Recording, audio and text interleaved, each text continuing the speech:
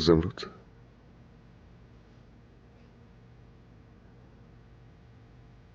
नहीं अदनान, देखो ये मुनासिब नहीं। क्यों ज़मरुद? क्या हुआ है बताओ मुझे। नहीं अदनान, प्लीज चले जाओ, तुम्हारी फैमिली है।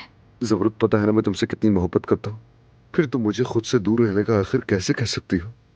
मैं तुमसे बिल्कुल दूर नहीं रह सकता। अदनान, तुम्हारी एक छोटी सी बच्ची भी है, मैं तुम्हें उससे नहीं छीन सकती। फिर तुम मुझे खुद से कैसे छीन सकती हो?